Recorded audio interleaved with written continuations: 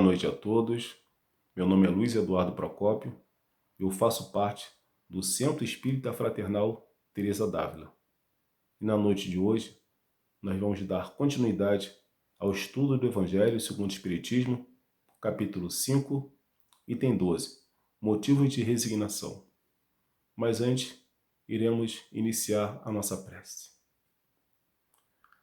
Amado Mestre Jesus, Teresa d'Ávila, Rafael, Ubirajara, São Francisco de Assis, mentores espirituais desta casa. Pedimos o seu amparo para que possa trazer o entendimento das palavras do Evangelho aos nossos corações, que possamos compreender essas palavras, a fim de utilizá-las, sobretudo, nos momentos de dor, de angústia, para que possamos entender qual a finalidade do sofrimento em nossas vidas.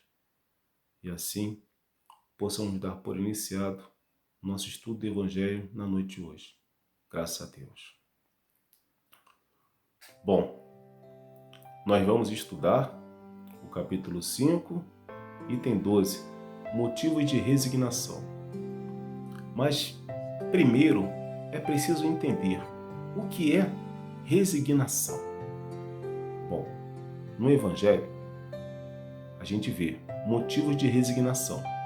Então, temos que entender o sentido dessa palavra.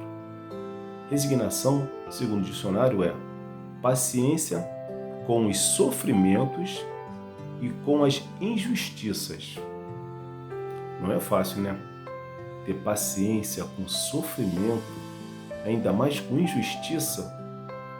Mas nós vamos ver como o Espiritismo vai passar para a gente essa visão e mostrar que é possível sim a gente passar com paciência por esses momentos difíceis.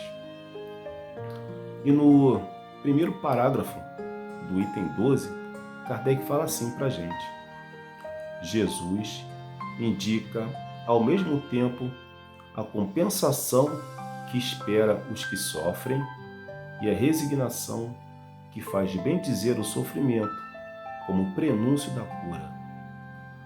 Sofrimento como prenúncio da cura. Como compreender um sofrimento como uma cura? Bom, se formos olhar somente por uma vida, não dá para entender como o sofrimento pode ser uma cura. Mas se nos olharmos como espíritos imortais e se pensarmos que já tivemos outras vidas além dessa, aí sim, a gente começa a compreender o sentido do sofrimento. E é muito bom a gente entender que o sofrimento não vem para que a gente possa pagar algo que a gente tenha feito no passado. Não, muito pelo contrário. O sofrimento vem para apagar erros cometidos no passado. O sofrimento vem para podermos crescer espiritualmente. É uma possibilidade que Deus nos dá de se reequilibrar com a sua lei divina. No plano espiritual, nos comprometemos com nossos guias espirituais de reencarnar e podermos passar pelas expiações, pelas provas, de maneira serena. Mas, ao reencarnar, esquecemos isso. Mas aí que é o benefício, pois quando sofremos, não sabemos especificamente qual é a causa desse sofrimento, o que é benéfico para a gente, pois poderíamos sofrer ainda mais. Não. Quando sofremos, devemos ter a consciência que há uma finalidade maior para que isso esteja acontecendo. Kardec continua nos dando um exemplo, falando daquela pessoa que quer pagar uma dívida muito alta, mas que há uma possibilidade de, pagando à vista, paga praticamente 50% do que deveria pagar. Não é isso que acontece às vezes no final do ano, próximo do Natal? E vem aqueles planos, né? E as pessoas que estão com dívida recebem uma proposta. Olha, se pagar à vista, vai pagar somente metade do que você deve. Isso é bom, né? E aí vem outra proposta. Se pagar a prazo, pode pagar em prestação pequena, mas vai demorar muito tempo. Aí quem tem recurso faz o quê? Vai pagar a prazo ou vai pagar à vista? Vai pagar à vista para não se livrar para se livrar logo. E qual o nosso recurso? Quando a gente tem essa possibilidade, a gente paga à vista e se livra logo. O que é pagar à vista é estar preparado para passar por aquela prova. Mas nós não passamos por isso sozinhos. Recebemos muito apoio. Mas é possível acreditando, é possível tendo fé, passar por um momento de sofrimento, olhando esse momento não como algo que somente seja desprazeroso, como algo que a gente não compreende. Não. Dá para passar pelo sofrimento de uma maneira serena, observando o que tem que ser aprendido nesse momento. E a gente tem um exemplo de Teresa d'Ávila. No livro da Vida, capítulo 6, item 1 e 2, Teresa d'Ávila dá um exemplo de um sofrimento físico que ela passou. E aí nós vamos ver como foi que ela reagiu a esse sofrimento. Ela fala assim pra gente: a língua feita em pedaços de mordida, a garganta que não passava nada e da grande fraqueza sufocava-me, pois nem a água podia engolir.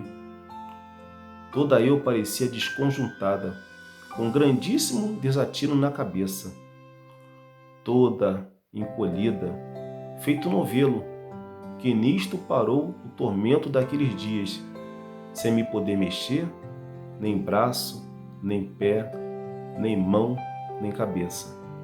Então ela está relatando um sofrimento físico que ela estava passando por aquele momento. E ela continua, agora falando da visão das pessoas que estavam vendo ela passar por essa prova, mais especificamente na enfermaria, né, onde ela estava. E ela fala desse momento. Espantavam-me da paciência que o Senhor me dava, porque, a não vir da mão de Sua Majestade, parecia impossível poder-se sofrer tantos males com tanto contentamento. Mas como assim? Sofrer mal com contentamento? Qual deve ser a visão? E a visão de Teresa d'Ávila era daquele Deus soberanamente justo e bom. E se passava por aquele sofrimento, havia uma causa justa para estar passando por aquilo. E era necessário ter a visão reencarnacionista. É necessário, sim, ter fé, confiança em Deus. E é isso que Teresa vem trazendo para a gente, esse exemplo que ela dá. Nessa confiança e submissão à vontade de Deus. Temos que parar, pensar. Por que estamos passando por determinadas provas? Nós, ou alguém próximo da gente, qual a finalidade? O que há para aprender perante esse sofrimento? Tudo é aprendizado. E aí é que está a mudança de visão perante o sofrimento. Kardec ainda continua, no finalzinho já do item, fala daqueles que olham para a nossa vida somente como vida material e não espiritual.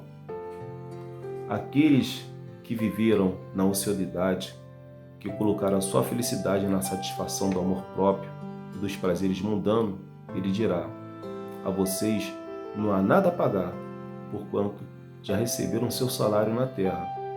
Vão e recomecem sua tarefa.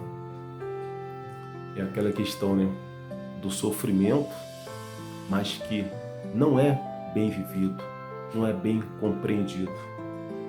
E aqueles que estão aqui e não estão olhando para o seu próximo, não estão só olhando para os seus irmãos, principalmente no momento que nós estamos passando, no momento de pandemia, onde tantos corações sofridos estão necessitando de uma palavra de amparo, de um apoio, e é nosso dever e obrigação estar ao lado dessas pessoas. Se não vamos ajudar de forma material, possamos ajudar dando ouvido, falando uma palavra de consolo a esses corações. Jesus nos dá esse exemplo em João, capítulo 5, versículo 14, na cura de um paralítico em Betsada, quando ele fala: levanta-te e anda. O paralítico levanta e anda. E o que é levantar e andar para a gente? Levantar e andar é ter atitude, ter ação. Que não possamos ter essa visão da ociosidade, da preguiça, não. Sejamos ativos. É isso que Deus quer para nós. Que sejamos ativos também no sofrimento. Que a gente não fique parado, esperando. Não. A gente possa ver, sim, estou sofrendo, existe uma causa justa para que isso esteja acontecendo. Porque Deus é soberanamente justo e bom. E a partir daí, a gente muda a nossa visão. E Jesus ainda fala em João: vá e não peques mais, para que algo pior não te aconteça. Temos que refletir. Nessa prova que eu estou passando, nesse sofrimento que eu estou passando, como perceber que pode ser benéfico para mim? Como perceber que eu posso passar por essa prova e não cair novamente? E a gente conta com o auxílio dos benfeitores espirituais, com o auxílio do nosso guia espiritual, que está ao nosso lado, que torce, que dá o apoio. Porque invisibilidade não é ausência. Estamos sim sendo guardados, amparados por esses benfeitores espirituais que nos querem bem. Então, que possamos ter fé e confiança e saber sim que a resignação é a paciência, assim como Teresa d'Ávila mostrou, a paciência perante aquela dor física, a paciência perante algo que eu não entendo, a paciência perante uma dor que eu possa não compreender. Como falamos antes, sofrimento de uma vida sem que eu tenha feito nada nessa encarnação atual. Por a explicação pode estar numa encarnação passada. Mas não é necessário a gente saber a causa. É necessário sim a gente ter confiança e fé em Deus e saber, acima de tudo, que Deus é soberanamente justo e bom. E existe uma causa soberanamente justa e boa para que nós ou alguém próximo da gente esteja passando por um momento desse. Tenhamos fé que sairemos vitoriosos sim. Tenhamos essa certeza. Possamos então agora realizar nossa prece final. Amado Mestre Jesus, agradecemos mais uma vez por estarmos aqui, estudando junto. Que o Senhor possa tocar os nossos corações e tocar os corações de tantas pessoas que estão passando por sofrimento nesse momento, mas que acima de tudo possam trazer fé e confiança a esses corações. Muito obrigado. Graças a Deus.